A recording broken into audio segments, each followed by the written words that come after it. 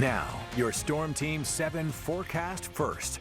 Well, a very good Tuesday evening, everyone. I'm Storm Team 7 meteorologist Malachi Rogers. We have a severe thunderstorm that's about to expire in northern Greenville County up towards Berea and Travelers Rest. But we're also looking at another line of strong thunderstorms near Hartwell and Anderson that may get a severe thunderstorm issued for it over the next 5 to 10 minutes. So we'll watch that closely. Otherwise, our next 12 hours should dry in the upstate, dropping temperatures to the upper 60s through tomorrow morning. And in the mountains, scattered showers around this evening with dry conditions overnight. We'll take a look at rain chances going up in our 7-day forecast. That's in about 20 minutes. 7 News at 7 starts now.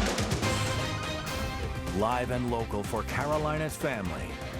This is 7 News at 7. And tonight on 7 News at 7, we're just a few weeks from the start of a new school year, and keeping your children safe is top priority.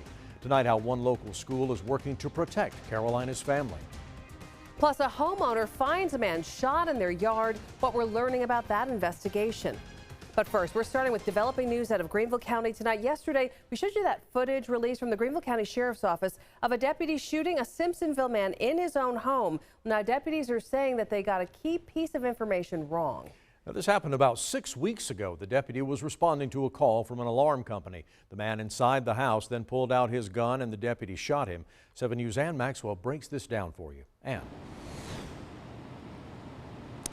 Tom, Amy, originally the sheriff's office said the homeowner opened the front door, pointed a handgun directly at the deputy. Now they're saying that never happened. Take a look at this video. It shows the deputy shooting the homeowner through the window at the side of the door, but the door itself remains closed. In a press release this evening, a spokesperson with the sheriff's office said that after a full internal investigation, they found that part of their statement was inaccurate and they are retracting it. The man inside the home, Dick Tench, was shot in the chest and groin. His attorney says he's doing well, but he was upset that the sheriff's office told the public that he had opened the door and pointed a gun at the deputy.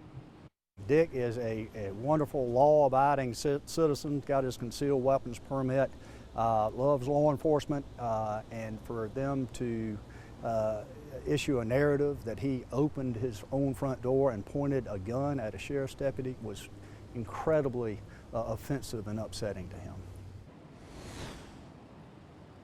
A spokesperson with the sheriff's office says this slip-up was a miscommunication. He says the sheriff's office strives to be transparent and release information that is timely but accurate. The deputy who pulled the trigger is on paid leave, pending this investigation. Live in Greenville, Ann Maxwell, 7 News. And thank you for that. A man's been arrested after a shooting outside a Greenville County adult entertainment club. Early this morning, deputies were called to Buck's Racks and Ribs on Frontage Road in Greenville. They found someone had been shot in the parking lot. 7 News' Kirsten Glavin has more.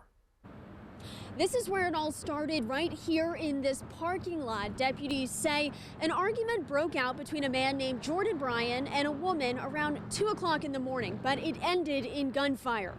That's when they say Bryan took off and was found in a residential neighborhood.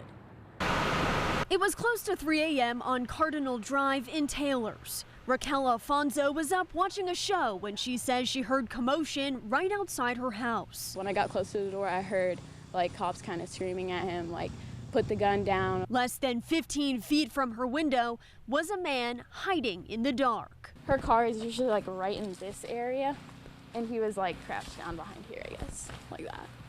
And that's the front entrance of the door, obviously. And so by the time we actually came outside, they had gotten him up there. Greenville County deputies eventually arrested Jordan Bryan, wanted for attempted murder, possession of a weapon, and other charges.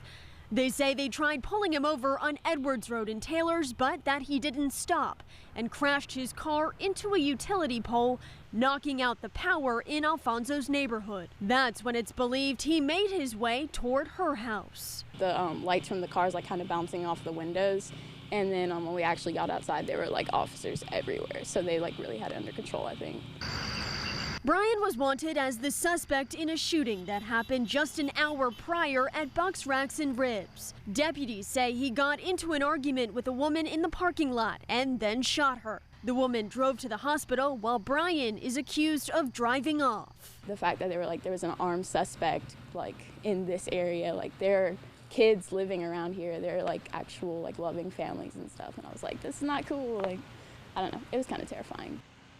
Where Brian was arrested was only a few miles away from where a person was found shot in a vehicle in a front yard in Taylor's. We asked the sheriff's office if they believe the two incidents might be related. They said no, not at this time. They do not have reason to believe that. Reporting in Greenville, Kirsten Glavin, 7 News. We're told Jordan Bryan was taken to the hospital to be treated for injuries he sustained while on the run. He was booked into the Greenville County Detention Center this afternoon. Deputies are investigating after a homeowner found someone shot in a car just outside their house. We're told this happened in Taylor's off Wood River Way. That call came in at 5 a.m. this morning, and when they got to this scene, they found a man in the car with a gunshot wound. Deputies say they performed CPR on the victim, who eventually was taken on to the hospital. While the homeowner didn't recognize the car and did not know what led up to the shooting, they do hope everything works out. I believe things happen everywhere. Sometimes we witness it and sometimes we don't. Sometimes we hear about it and sometimes we don't. At last check, the shooting victim was in critical condition. Anyone with information about what happened is urged to call Crime Stoppers at 23 Crime. A woman faces attempted murder charges. She is accused of stabbing another woman. Spartanburg County deputies say this happened on Bonner Road about 11 o'clock last night. Witnesses told deputies that the victim got into a fight with Kiana Griffin, and that's when Griffin stabbed her in the back. Griffin was arrested shortly after. We're working to learn the condition of the victim, but we know they needed surgery. Happening tomorrow, family and friends and people in the community are expected to come together to remember an upstate teen who died days after being shot. Spartanburg County coroner says 15-year-old Mauricio Calderon died over the weekend. We're told that he was shot in the back of the head on Marlette Avenue. 5 suspects have been arrested. The vigil will be held tomorrow night at the Gaffney City Park near City Hall. It begins at 7:30. The upcoming school year will be the pilot year for security entrance scanners at Dorman High School in Spartanburg District 6. 7 News' Tobias Rodriguez has more about what students will see this year. Safety is a priority here at District 6 in Spartanburg County. So come this fall, there is going to be something new when students walk through these doors on the first day of school. District 6 will use a technology they say will make their students safer without being invasive.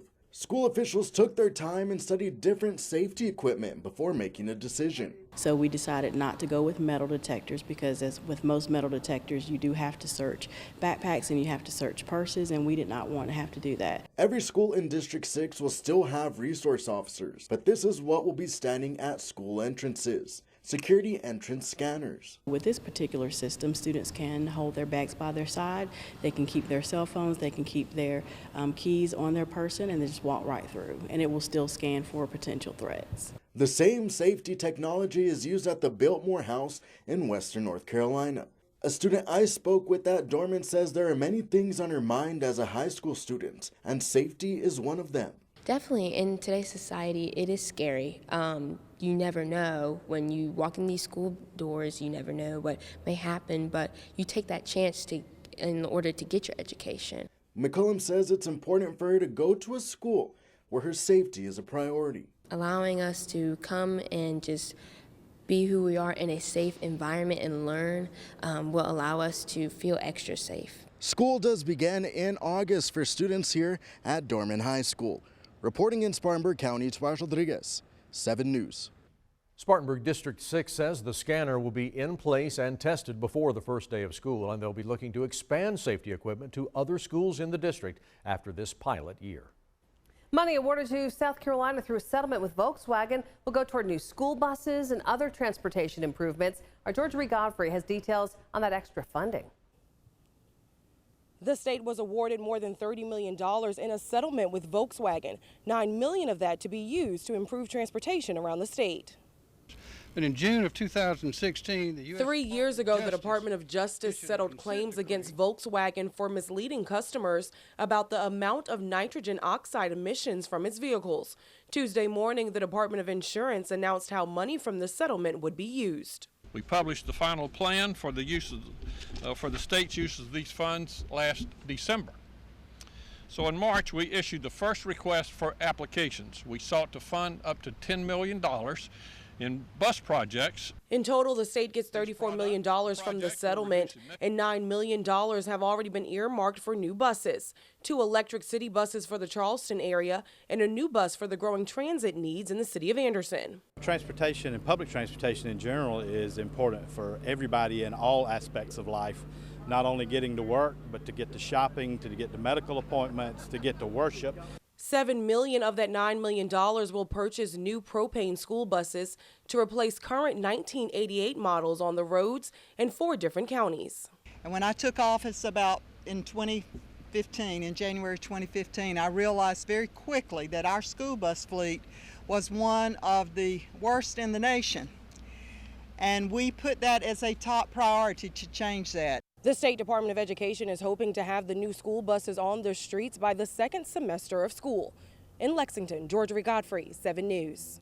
In 2016, South Carolina was able to win a settlement with Volkswagen for the company not being honest about its fuel emissions.